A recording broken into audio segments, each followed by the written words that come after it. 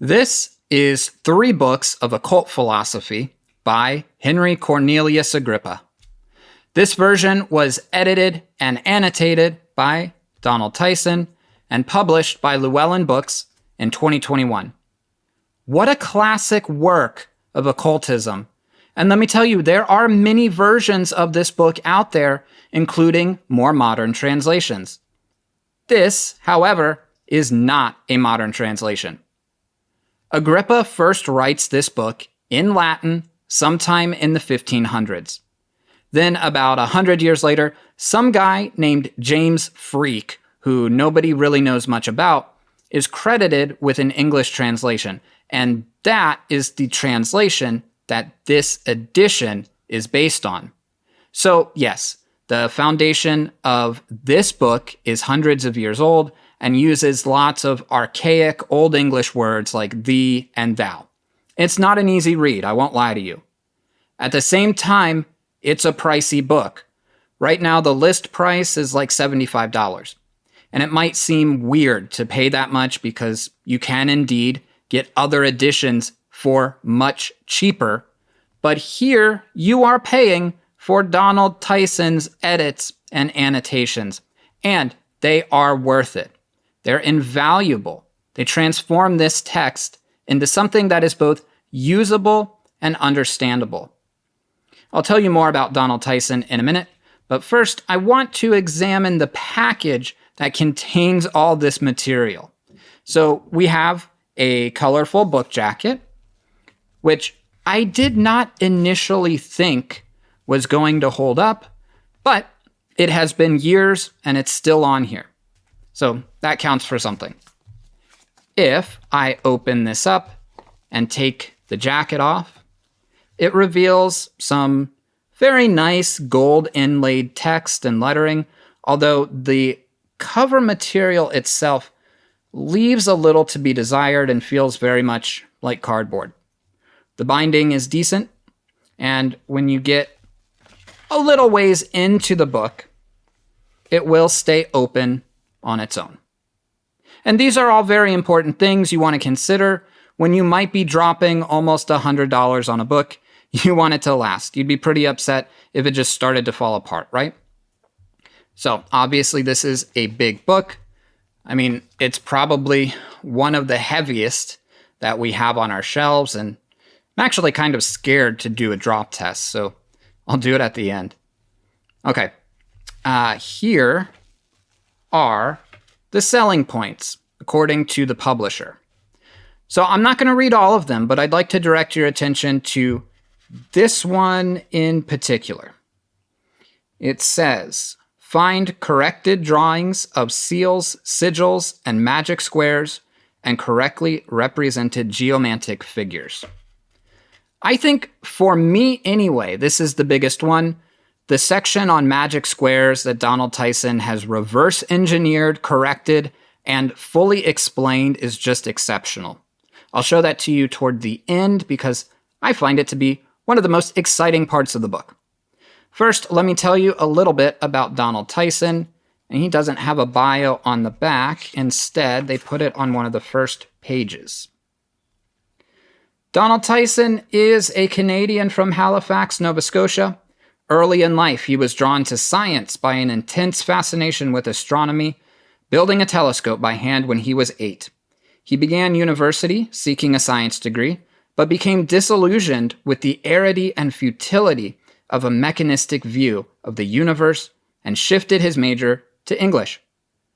After graduating with honors, he has pursued a writing career. Now he devotes his life to the attainment of a complete gnosis of the art of magic in theory and practice. His purpose is to formulate an accessible system of personal training composed of East and West, past and present, that will help the individual discover the reason for one's existence and a way to fulfill it. Wow, that's heavy. And aside from editing books, he has also written a few of his own. Those are listed here. I have enjoyed some of them, especially how to make and use a magic mirror. So, if I flip in just a little bit, we will get to the table of contents. And it's a lot. Try to remember that this is 3 separate books, book 1, book 2, and book 3, combined into one, plus all of this introductory and historical material, plus extra appendices, plus extra annotations, pictures, and explanations. Let me show you some of what's inside. And because this is a book that I frequently reference as a source for my own material, you're just going to have to deal with all of my little makeshift bookmarks when I just tear up a random piece of paper and write a note to mark my place. So I'm going to pop into page 249, which shows off some pretty cool information on numbers. This is chapter 6 of book 2. It's an excellent example of added material. So this chapter is called Of the Number 3 and the Scale Thereof, which is basically just Agrippa's thoughts on the magical correspondences for the number 3. There is a chapter for each number, but I'm just going to show you this one.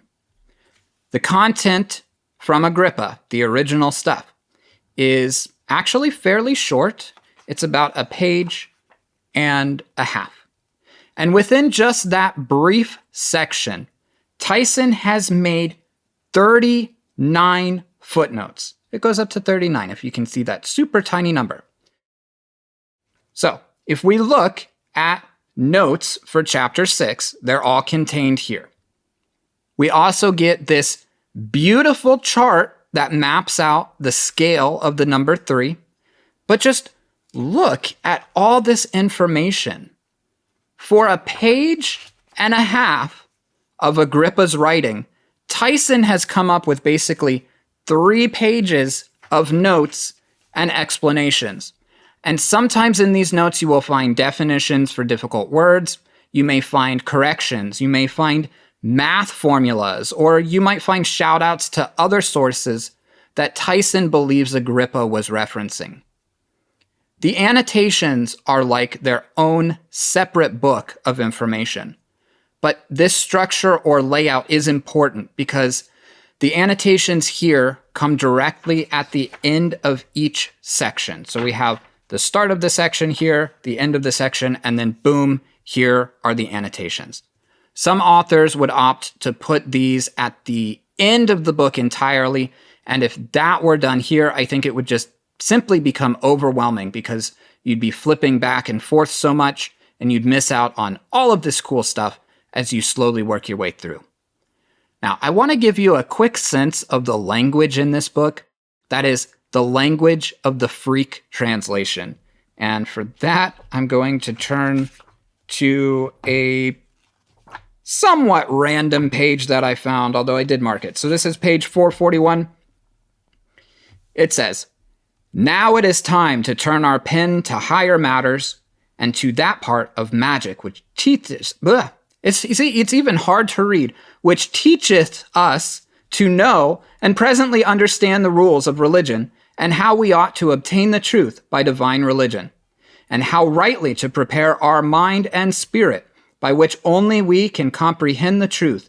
For it is a common opinion of the magicians that unless the mind and spirit be in good case, the body cannot be in good health.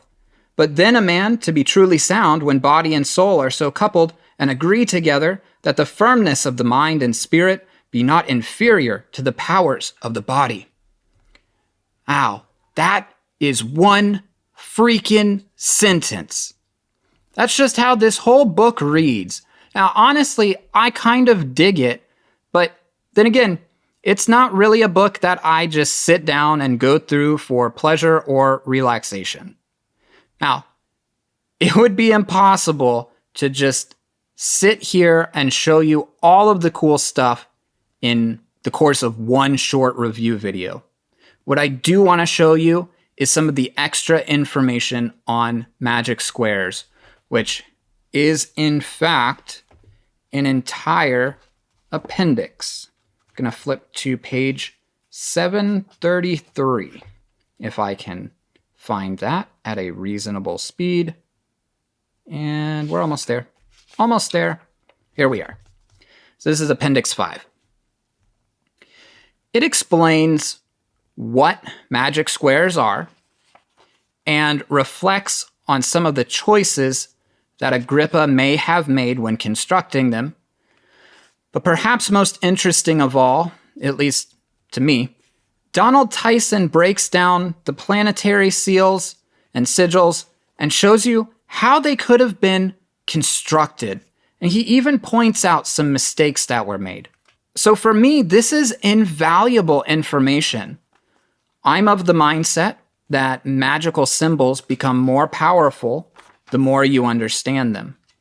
And if you just keep flipping through back here, I mean, once we get out of this Appendix 5, we get to information on the Sephiroth, some Tree of Life correspondences, Kabbalistic stuff, the Hebrew alphabet, geomancy, and lots more.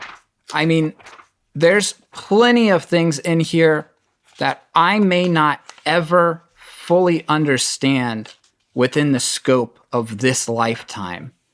And you know what? That's okay. Towards the end, there's a biographical dictionary, just in case you need to look up one of these characters and don't have access to Google.